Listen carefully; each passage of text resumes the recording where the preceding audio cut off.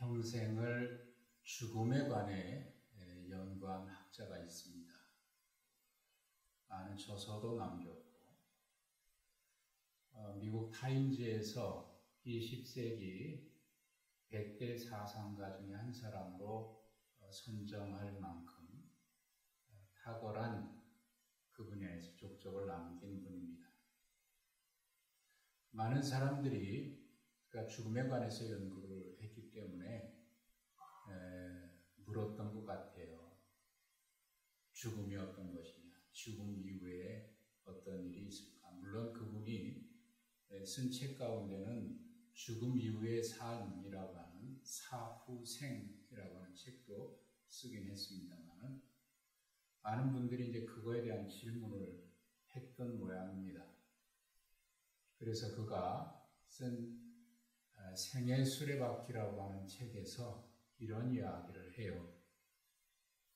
사람들은 나를 죽음의 여의사라고 부른다. 아마도 내가 30년 이상 죽음에 관해 연구해 왔기 때문이다.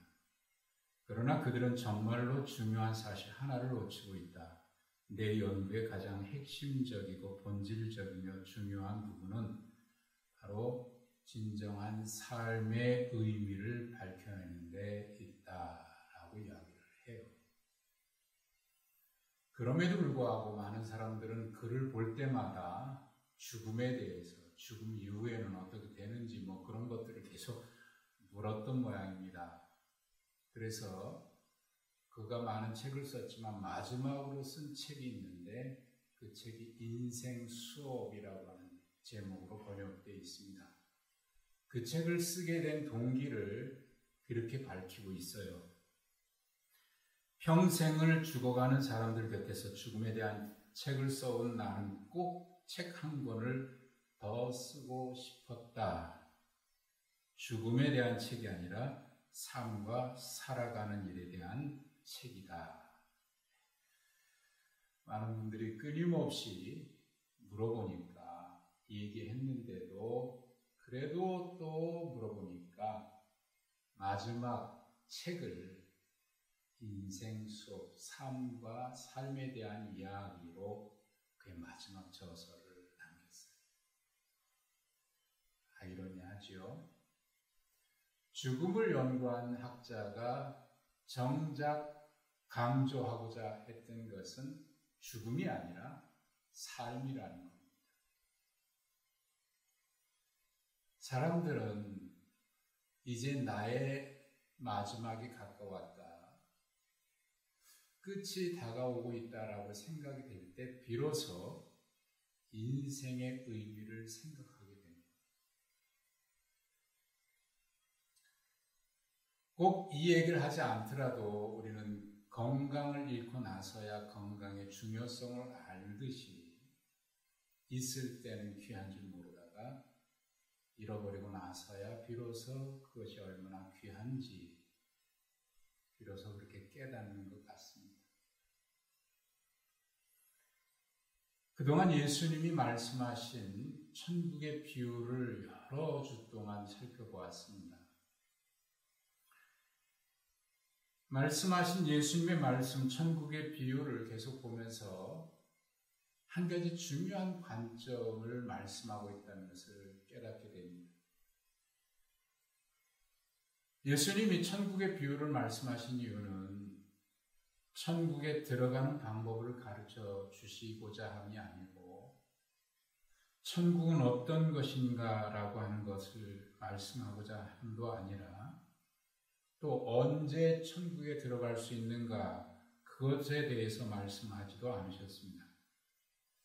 때와 시기는 우리의 시간이 아니라 하나님의 시간이라고 여러 차례 말씀을 하시면서 단지 우리에게 주어진 충분한 시간, 충분한 기회가 있음을 여러 비유에서 주인이 더디 온다 혹은 오랜 후에 온다 라고 하는 표현으로 우리에게는 충분한 시간과 충분한 기회가 주어져 있음을 말씀을 하셨습니다. 천국의 비유는 바로 우리에게 허락된 그 기회와 그 시간을 어떻게 살아가는가, 그것을 말씀하신 겁니다. 지난주에 우리가 보셨던 달란트 비유라고 우리가 이름 붙이고 있는 그 비유에서도 주인이 오랜 후에 왔다고 했습니다. 우리는 달란트라고 하는 그 단어에 꽂혀서 얼마를 남겼는가, 그거를 계산하기 바쁩니다만은 주님은 그 말씀을 통해서 우리에게 주어진 그 시간, 그 기회에 하나님 앞에서 하나님과 우리와의 관계가 어떤 관계인지, 주님이 지금 계시지 않지만, 주인은 멀리 떠나 있지만 그래도 주인과 나는 어떤 관계인지, 내가 주인 앞에서 어떻게 살아야 하는지, 그거에 대해서 말씀하신 게 달란트 비유였습니다. 오늘 우리가 양과 염소의 비유라고 이름을 붙이고 있는 이 비유의 말씀은 마태복음 13장부터 이어진 하나님 나라 비유의 절정이라고 할 수도 있고 결론이라고 할 수 있는 마지막 때의 심판에 대한 말씀입니다. 인자가 자기 영광으로 모든 천사와 함께 올 때에 자기 영광의 보좌에 앉으리니 모든 민족을 그 앞에 모으고 각각 구분하기를 목자가 양과 염소를 구분하는 것 같이 하여, 그렇게 시작을 하셨습니다. 예수님은 심판 때에 양과 염소를 목자가 구분하듯이 모든 민족을 구분한다고 말씀했습니다. 오른편에 있는 사람들에게 말씀하십니다. 아버지께 복받을 자들이여 하시면서 나와 창세로부터 너희를 위하여 예비된 하나님의 나라를 유업으로 받으라 라고 하십니다. 이 엄청난 축복의 말씀을 들었습니다. 그들은 무슨 의미인지 이 정말 감당할 수 없는 말을 들었으니 어리둥절했던 모양입니다. 그래서 주님이 좀 더 구체적으로 이어가십니다. 내가 줄일 때 먹을 것 주었고 목마를 때 마시게 했고 나그네 됐을 때 영접했고 헐벗었을 때 옷 입혀 주었고 병들었을 때 돌보았고 갇혔을 때 와서 보았다. 그러자 그들이 대답합니다. 주님, 우리가 언제 그렇게 하였습니까? 주님이 언제 굶주리셨고 언제 목마르셨고 언제 병드셨고 언제 나그네 되셨고 언제 감옥에 갇히셨습니까? 우리가 또 언제 그렇게 또 주님께 했습니까? 주님이 대답하십니다. 너희가 내 형제 중에 지극히 작은 자에게 한 것이 내게 한 것이다. 왼편에 있는 사람들은 오른편에 있는 사람들이 했던 말과 정확하게 반대되는 말을 했습니다. 무서운 말씀은 그들에게 저주를 받은 자들이여 라고 하신 말씀입니다. 그리고 나를 떠나 마귀와 그 사자들을 위해서 예비된 영원한 불에 들어가라 하십니다.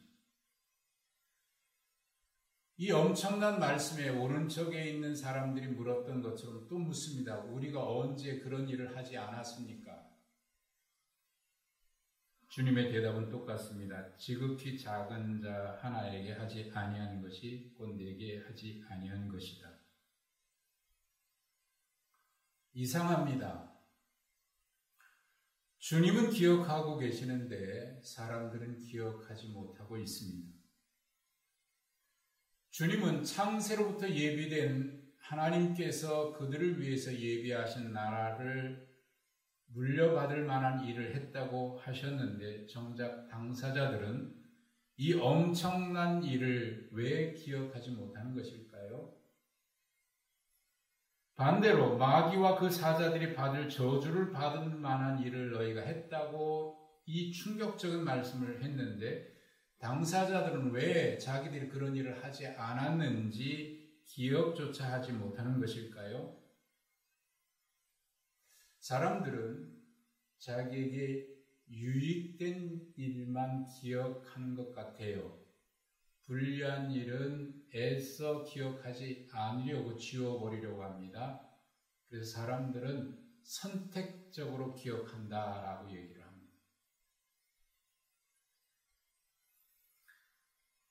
유리한 내용은 기억합니다. 불리하거나 뭔가 좋지 않은 기억은 지워내려고 합니다. 그리고 그런 것은 또한 유리하게 자기의 입장에서 바꿔서 기억하기도 합니다. 주님께서도 자기에게 유리한 것만 기억하고 불리한 것은 기억하지 못하시는 걸까요? 당사자들도 유리한 것만 기억하고 그렇지 못한 것은 기억하지 못하는 것일까요? 그런데 오른편에 있었던 사람들은 자기에게 매우 유리한 말씀을, 그런 축복된 말씀을 들었습니다. 그런데 왜 그들은 기억하지 못할까요? 주목할 것은 주님은 이 말씀을 하실 때 모든 민족이라고 하셨습니다. 그렇다고 하면 우리도 주님 앞에 심판을 받을 때 이들과 다르지 않다고 하는 것입니다. 이게 우리가 정신을 차려야 하는 말씀입니다. 심판 때에 왼편에 있었던 사람들이 하는 말을 들어보십시오. 주님, 우리는 언제 주께서 굶주린 것, 목마른 것, 나그네 된 것, 헐벗으신 것, 병드신 것, 감옥에 갇힌 것 보고도 돌보아 드리지 않았습니까? 이 말을 가만히 생각해 보면 그들은 말하지 않았지만 표현되지 않은 행간에 그들이 말하고 싶은 말이 생략되어 있다는 것을 알아차릴 수 있습니다. 그들은 이런 말을 하지 않았지만 이런 말을 하고 싶었습니다. 주님인 줄 알았다면 우리가 왜 안 했겠습니까? 이 말이 그들이 하고 싶었던 말입니다. 주님인 줄 알았다면 했을 텐데 몰랐기 때문에 하지 않았다고 얘기하는 겁니다. 그런데 주님은 뜻밖의 이렇게 대답을 하십니다. 여기 사람들 가운데 지극히 작은 자, 보잘것없는 사람 하나에게 하지 않은 것이 내게 하지 않은 것이다.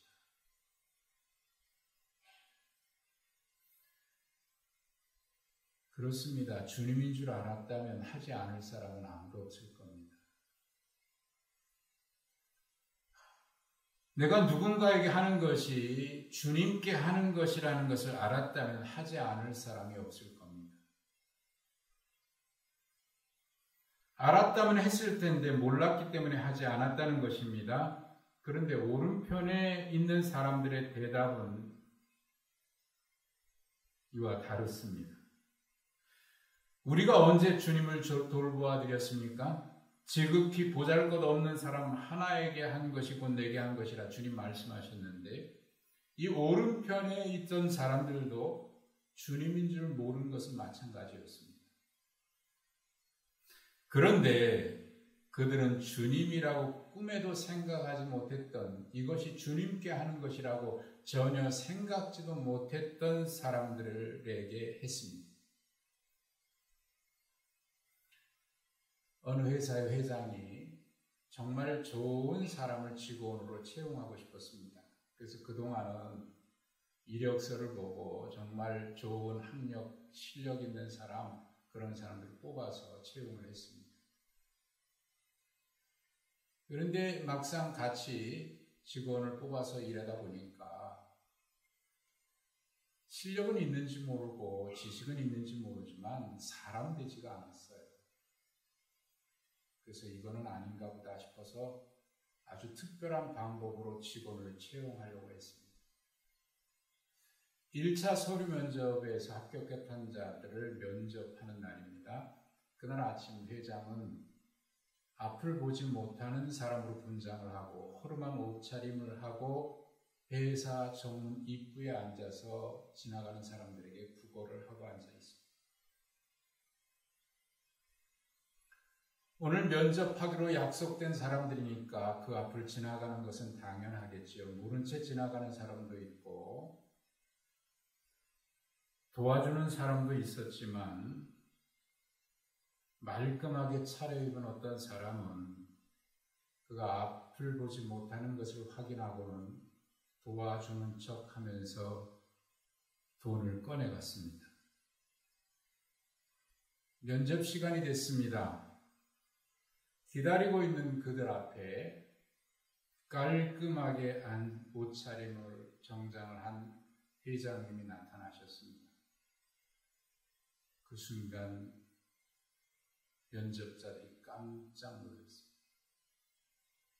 앞에 거지가 앉아 있었는데 그분이 바로 회장이었던 겁니다. 항의합니다. 그런 법이 어딨냐고, 그건 함정 아니냐고 항의했습니다. 회장인 줄 알았다면 우리는 그렇게 하지 않았을 것입니다. 라고 항의하는 사람도 있었습니다. 여러분, 누가 뽑혔을까요? 회장은 누구를 뽑았을까요?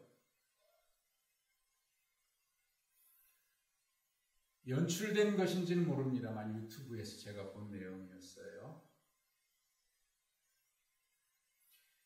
주님인 줄 알았다면 했을 텐데 몰랐게 하지 않았다는 사람들에게 묻습니다. 만약 그들은 주님이 오셨다면 했을까요? 하지 않았을까요?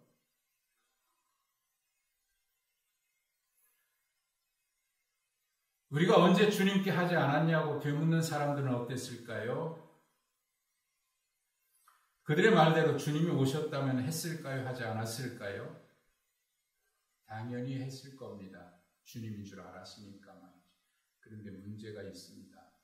정말 주님이 오셨는데 그들은 과연 그분이 주님인 줄은 알아차리기는 했을까요?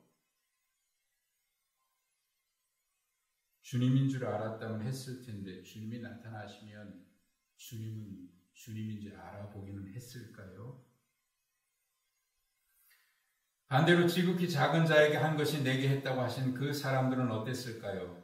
그들은 주님이 오셨다면 했을까요? 하지 않았을까요? 당연히 했겠죠. 주님인 줄 몰랐어도 했으니 주님이 오셨다면 당연히 했을 겁니다. 아니, 그분이 주님이기 때문에 한 것이 아니고 주님이 아니기 때문에 안 한 것이 아니라 모든 사람에게 한 것이다 보니 주님이 오셨을 때도 역시 했을 겁니다. 주님은 말합니다. 그들에게 한 것이 내게 한 것이다. 그리고 결론에서 말씀합니다. 그들은 영벌에, 의인들은 영생에 들어가리라. 주님인 줄 알았을 때와 몰랐을 때 기준이 달라진다면 참 믿음일 수 없을 겁니다. 왕인 줄 알았을 때와 왕이 아니라고 생각할 때, 사람이 분장을 했을 때, 왕으로 분장했을 때와 행동이 다르고, 그렇지 않았을 때 그 사람을 대하는 행동이 다르다면 진실하지 못한 것이죠.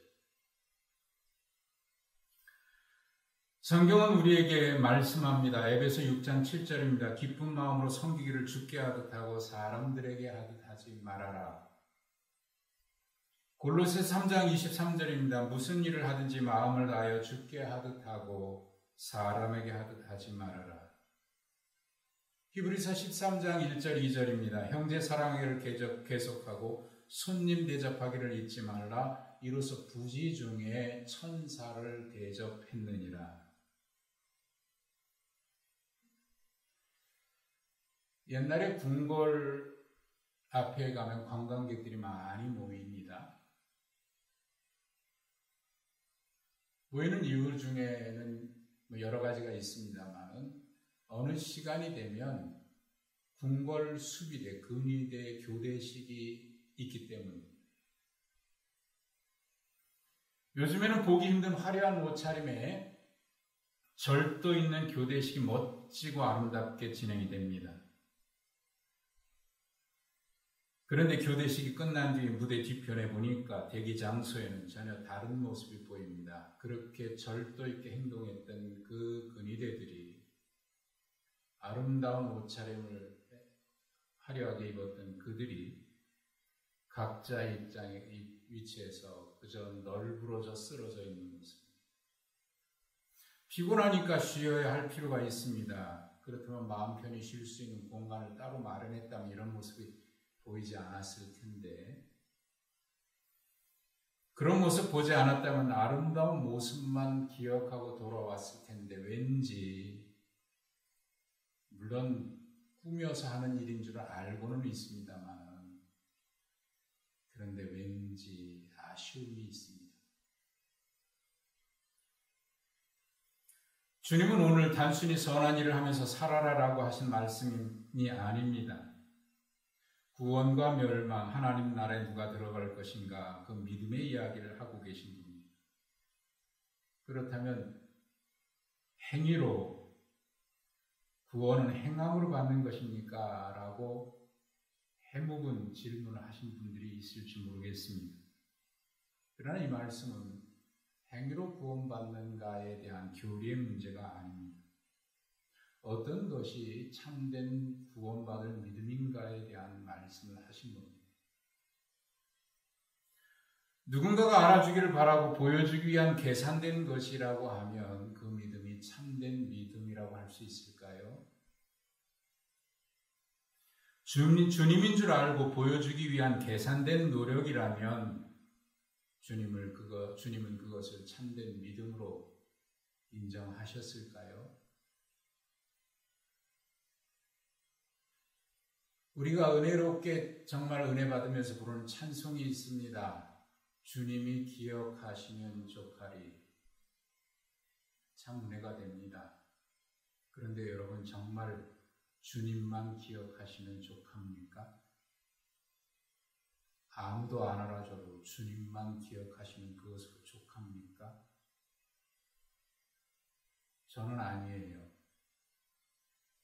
그렇게 하고 싶은데 때때로 섭섭할 때가 있습니다. 내가 이렇게 수고하는데 알아주지 않아서 주님만 알아주면 그것으로 족하다고 했는데 사람들이 알아주지 않을 때, 오해할 때 섭섭해질 때가 있습니다. 그렇다고 우리의 태도가 제 태도가 달라져서 그들에게 칭찬 듣고 인정받고 싶어서 하는 것이라고 하면 그것은 더 심각한 문제가 되지요. 주님이 알아주시면 족합니다. 그러나 사람들도 알아줘야 우리도 그래도 보람이 있습니다. 그런데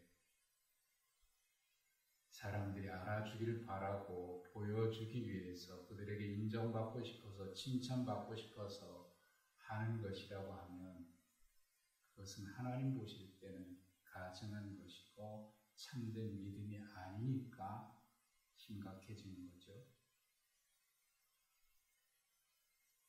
구원받은 믿음은 누군가에게 보여주기 위해서가 아니라 주님도 봐주시기를 바라서 하는 행동이 아니라 거저 받았으니 그 은혜에 감격해서 너무 감사해서 그저 기쁨으로 하는 삶의 문제입니다. 죄인된 나를 구원하신 하나님, 무엇으로도 보답할 수 없는 은혜를 입었기에 그 은혜가 너무너무 감사해서 그저 언제 어느 때가 아니라 만약 그렇게 한다면 하는 가정이 아니라 믿음은 가정법이 아닙니다. 그렇게 한다면 내가 할 텐데 언제 되면 그렇게 할 텐데 주님 오신다면 내가 그렇게 할 텐데 라고 하는 가정이 아니라 주님은 지금 이 순간 하나님의 구원받은 은혜에 대한 감사와 감격으로 그때가 되면이 아니라 오늘 지금 이 순간 하나님의 은혜에 매일같이 믿음으로 응답해가는 삶입니다. 그때 되면 내가 그렇게 응답할 것이다가 아니라 주님 오시는 그날에 내가 이런 모습이 아니라 지금 매일 매 순간 하나님의 은혜에 대한 감사와 감격으로 내가 나에게 그런 일을 맡긴다면 내가 그렇게 할 것이다 라고 하는 가정이 아닌 비록 작은 일이라고 생각되는 그 일 앞에서도 오늘 주님이 우리에게 맡겨주신 기회 시간에 믿음으로 응답하며 살아가는 그 삶, 주님은 그 모든 것을 보시고 믿음으로 인정해 주신 겁니다. 내가 작은 일에 충성했구나. 많은 것을 내게 맡기리니 내 주인의 즐거움에 참여하라. 그것이 구원받는 믿음이고 참된 믿음이라고 말씀하십니다. 그리고 그런 믿음의 사람들에게 주님 말씀하십니다. 너희가 내 형제 중에 지극히 작은 자에게 한 것이 내게 한 것이다. 내 아버지께 복을 받을 자들이여, 나와서 창세로부터 너희를 위하여 예비된 하나님의 나라를 상속받으라. 우리 믿음이 그런 믿음으로 주님이 약속하신 그 나라를 상속하는 우리 모두가 되기를 간절히 소망합니다.